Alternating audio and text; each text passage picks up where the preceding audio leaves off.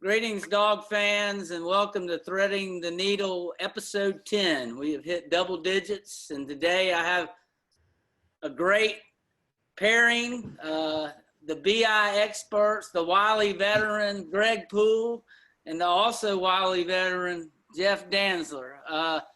Hey, fellas, hope all is well. Today we're going to talk about one topic, and it's looking at the 2020 roster. Could it be considered one of the deepest and best ever? This came about, JD is working now on our June 30th season preview issue. We're excited to bring that to folks. And as JD says, it is a beast to go position by position. But JD, what do you think about how this roster shapes up to others? Top to bottom, 1 through 85. I think this is something that Greg brought up. It's probably in the fold. But if you go back and look at, say, at 2017, and you got Nick Chubb, Sony Michel, DeAndre Swift, Elijah Holyfield, and Brian Harrion at running back, and Mecole Hardman, Riley Ridley, Terry Godwin. I'm sure I'm leaving somebody out. Jeremiah Holloman at wide receiver, Isaac Nauta and Charlie Werner at tight end. That is a tremendous amount of talent. So I think Georgia certainly has the potential. And then when you look at the offensive line over the last 2 years, how deep that was, Georgia has the potential to have, again, 1 through 85 is very good. But as far as that upper end goes, they're going to have to be some young players that really step to the forefront. And I think that also goes, too, for the defense, where linebacker and secondary is the deepest I've ever seen it. I think the first-string D-line's got a chance to be really good. But in the end, so many times in these clutch games, you can break the Rose Bowl down all you want. But just think about the plays that Michelle Chubb and Roquan Smith made. So also on defense with that depth, is there going to be that player who steps forward like a Roquan Smith, who on that 3rd and 2 against Notre Dame or Oklahoma can come up and make that big play? All right, Greg, what do you think? Well, I don't disagree with anything that Jeff said. First of all, he started off with my point is that I think the whole roster is the most talented roster in terms of talent, recruited talent, that Georgia's ever had. I think that's a given. Now, Jeff's right though, that those skill positions, especially running back. Think about the running backs that he just mentioned that he read off from 2018? I think. How are you going to duplicate that? You're not. And the offensive line is certainly going to be different. I think the offensive line probably is not that different. Obviously, you've got Thomas, but who is an outlier. He's the kind of player you're only going to get every now and then. But if you look at the rest of them, they're probably pretty much the same. And somebody could come in like Thomas did as a freshman and establish that left tackle position. Obviously, I don't think it'll be a freshman, but it could be a redshirt freshman. So we'll see how it knocks out. But remember, Kirby plays his games based on that depth. He substitutes as much or more than anybody in the United States on both sides of the ball. So that overall quality is a good thing.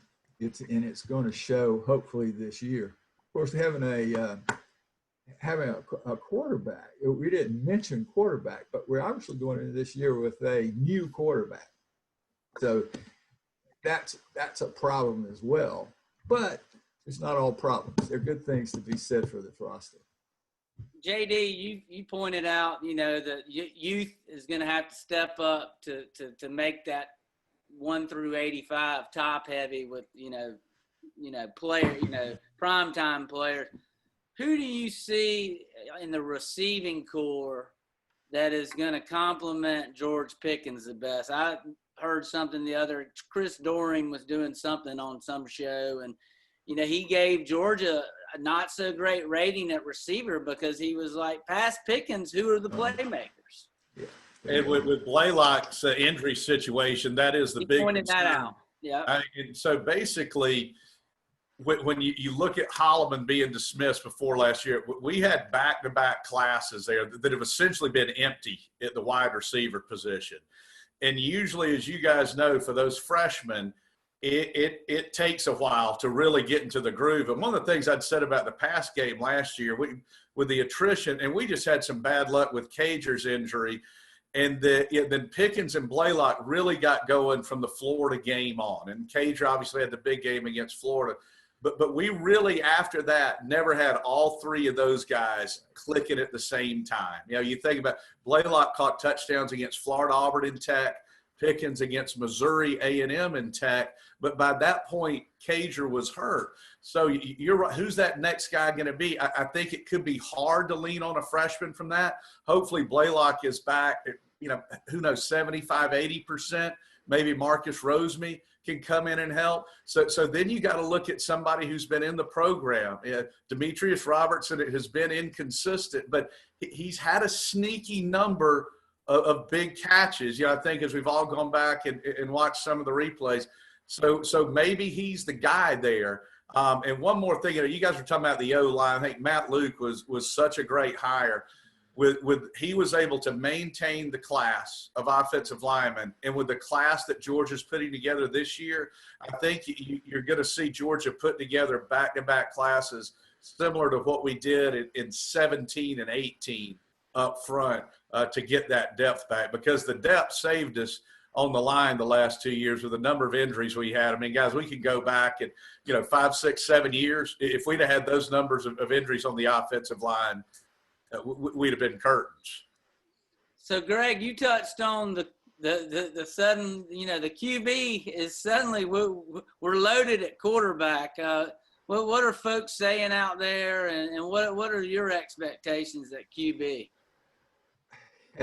Well, people are saying all kinds of things, of course, but here's the thing: are we loaded at QB? We've got what we know this minute is that we've got a transfer and a freshman and those who are already in the program. We don't have any idea whether the young man from Southern Cal is going to be able to play in 2020 or not. So right now we're looking at his name, the transfer, his name just went Daniels, JT Daniels. Daniels, yes, sorry. Right now we're looking at Daniels and the freshman from Jacksonville and the roster that we already had. Good news is Mathis has been cleared, of course. So that's where we are at quarterback right now. Yes. I think the big thing with Daniels is whether he's cleared or not to play this year.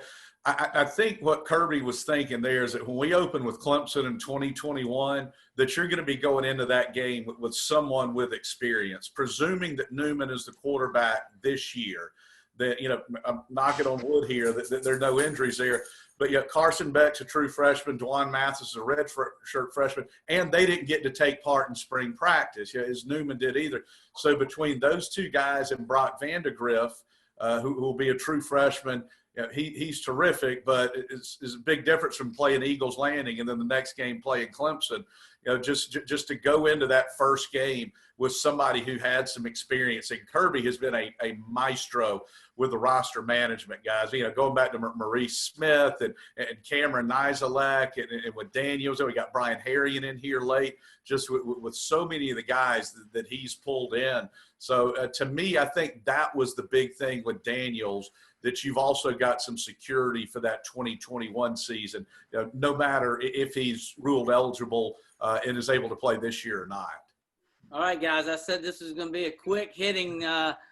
Who is this the best roster ever? There's certainly debate there, but why don't we finish on special teams? Always an important part. What do you see there, JD?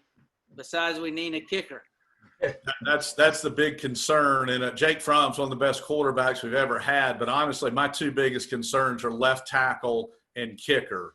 And the big thing with kicker is, do you have the guy who can make the 38-yarder? You know, it's rare to find a guy who's going to nail the 50-yarder. But when you're first and goal on the 10 and you get a holding penalty and you've got to get the 3, can you make that kick? And so we'll see if Zirkle can handle it. The other option is maybe Camarda's the kicker and one of the walk-ons then becomes the punter, like Donald Chumley's son. Because I did ask Kevin Butler about that, and he said it's too much for one guy to do it. He said at best you feel like you're getting about 85%. And think back to the Rose Bowl with Oklahoma, Austin Seibert. He kicked, he punted, and he kicked off. And if you're great and doing all that, it's okay. But, boy, you talk about a fine line. If something happens and that guy goes down, holy moly, you are in big, big trouble. So I think if Kirby had his druthers, his best wishes would be for Zirkle to win the job. Now, how you deal with that pressure as a true freshman when you're kicking in Tuscaloosa, first true road game, and for Camarda to be the punter. But I would bet option B would be Camarda to be the kicker and then one of the walk-ons to be the punter. Greg, you got anything in closing? Let's just hope Zirkle is good and can come in and do it right away. That's what needs to happen. You know, the punter doesn't need to start kicking and the kicker doesn't need to start punting. Well, the good news, fellas, is we're talking about the season, and things are shaping up, and that's all you can hope. That's all you could have wished for, to be here.